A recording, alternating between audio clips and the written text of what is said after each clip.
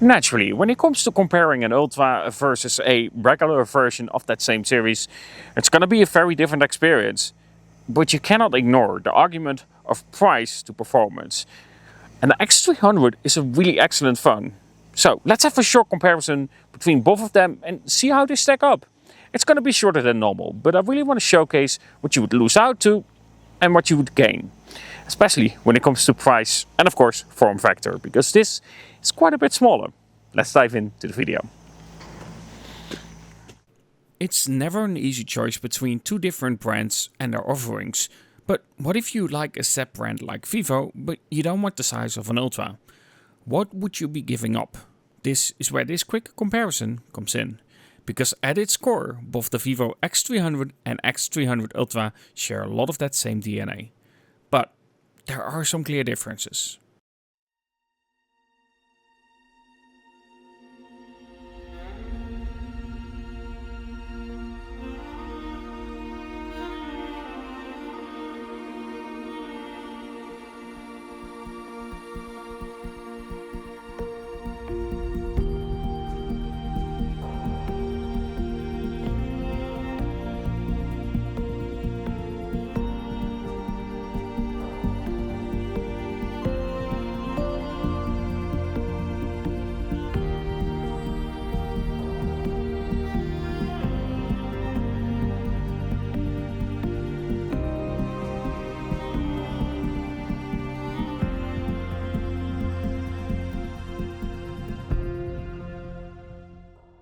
Let's begin with the main sensor. The Vivo X300 comes with the more traditional 23mm equivalent, where the Vivo X300 Ultra comes with that 35mm equivalent, which creates a lot more compression to the shot itself, and honestly that's something that I truly love about the X300 Ultra. But next to the difference in hardware of camera sensors, there's also a difference in CPU, and that will affect the difference of processing as well, which can be seen. The Vivo X300 has the tendency to saturate more than the X300 Ultra. That's more natural in terms of its color approach. As some would say, the X300 is more Instagram ready. But both come with the possibility to control your style, and while before the X300 was limited compared to the X300 Ultra, with of course having only the possibility to adjust your sharpness, brightness, saturation and contrast, they've changed that with the latest update now being almost identical to what you can do on the X300 Ultra, apart from that easy QR code sharing. This freedom is just something that makes the Vivo stand out for me, and while I prefer the X300 Ultra, I think that the X300 holds its own, even more so if you stop pixel peeping and start looking at shots as photography and then decide the style you prefer.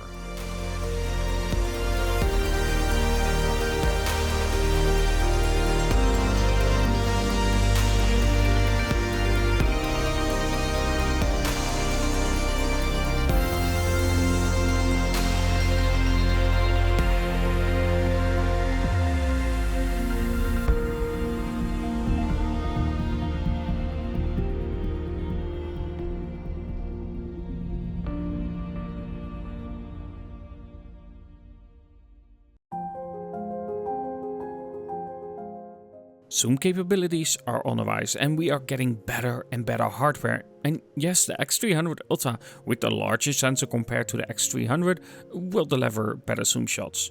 But the X300 again isn't bad here by any means, even more so keeping in mind that we are dealing with a pretty large battery in a much smaller phone. With that being said, most of what I said in terms of the style itself fits narratively here as well in terms of that difference of approach.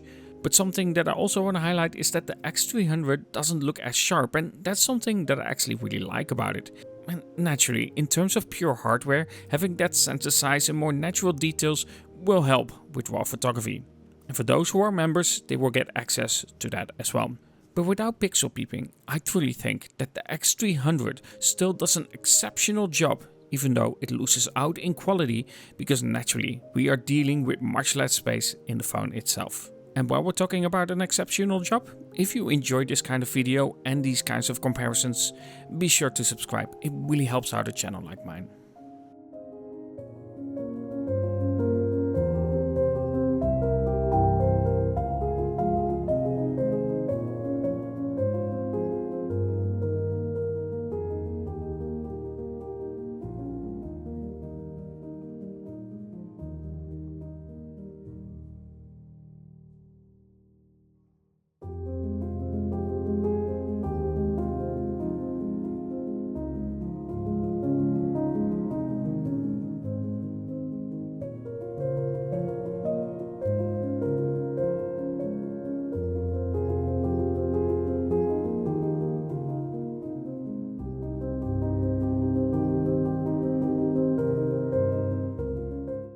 The biggest difference where you can clearly see a difference between the two is honestly the Ultrawide. Vivo just put a much larger sensor in the Ultra, and it's something that I actually really like about it, because then it makes the Ultrawide much more appealing to be used as well.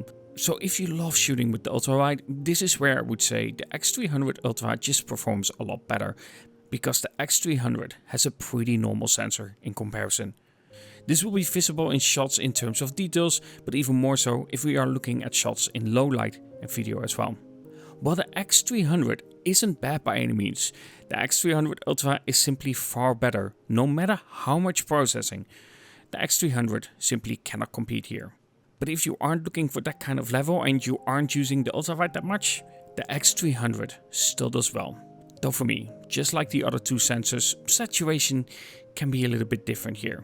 But with the new controls, you have much more freedom and can really home that in a lot better.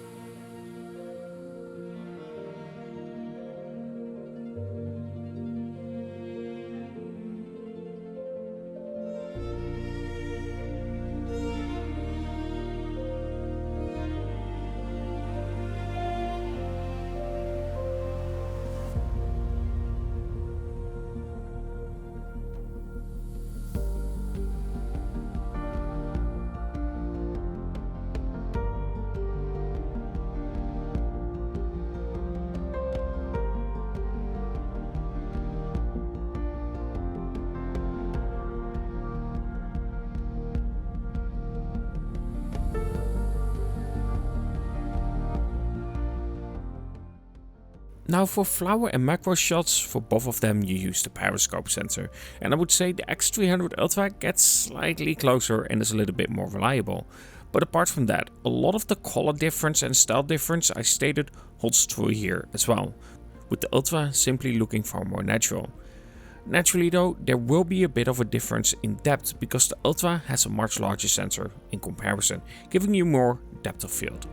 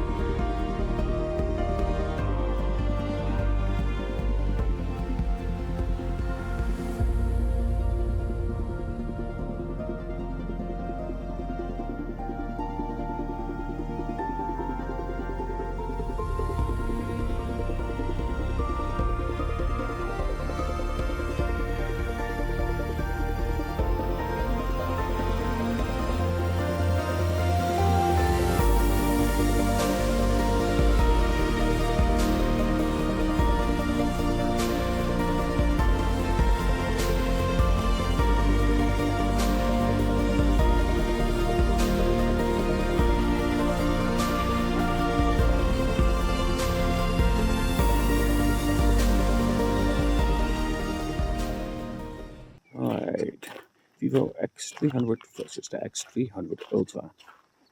Naturally, the X300 Ultra is gonna win when it comes to the camera capabilities. It has much better hardware for the cameras. But is the sacrifice something that you can do with when it comes to the X300 Ultra versus this X300? If you want a more compact phone compared to the X300 Ultra, realistically, the X300 will still deliver some really solid shots when it comes to it. It's just not gonna completely compete with the X300 Ultra, because simply put, it's smaller and therefore, of course, it doesn't have the capability of putting in the same kind of hardware.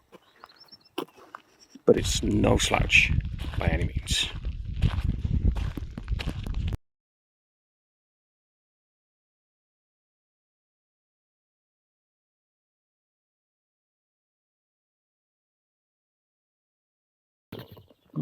comes to a comparison between something like this, reality is, if you're questioning the difference between the Ultra and the regular, it's gonna be like, okay, should I sacrifice the size of it if you want a smaller phone and then have a little bit of a lesser camera, or should I just go all out on the Ultra?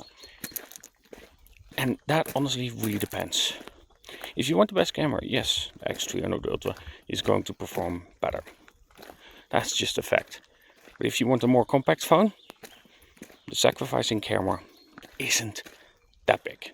It's still going to perform well, just not on the level of the X300 Ultra. Naturally, when it comes to a comparison like this, the Vivo X300 Ultra will perform better when it comes to the camera. You do also have better options for it, and of course the customizability that we have on it is one of my favorite all-time features. It might come on the X300, but I don't know that yet. But when it comes to just the overall hardware, naturally the X300 Ultra will simply win here. That being said, the X300 isn't a slouch as stated, and it isn't that far behind. And if you want a more compact phone with a good camera, just not on the level of the X300 Ultra, then the Vivo X300 will do you really, really well. And I think this is one of my favorite phones of 2026. Either way, I do hope that you enjoyed this video comparing the Vivo X300 versus the X300 Ultra. And of course, if you did, don't forget to like, subscribe and everything. And naturally, before we leave, I really want to thank my members. Thank you so much for your support. I really appreciate it. Of course, raw files will be shared with you guys, so you can check it out as well when you are a member for personal use.